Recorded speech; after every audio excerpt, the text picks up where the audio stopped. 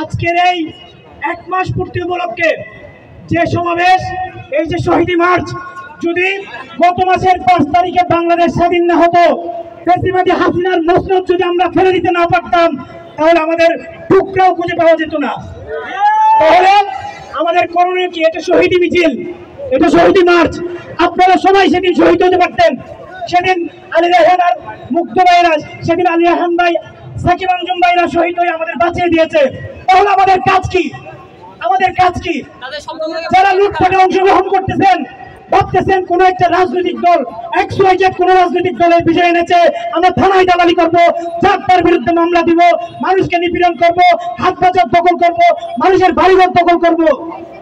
ভুল সিদ্ধান্ত, এটা ভুল সিদ্ধান্ত। সাবধান হয়ে যান, সাবধান করে দিচ্ছি। বাংলাদেশের মানুষ হাসিনা ফ্যাসিবাদকে যেভাবে টেনে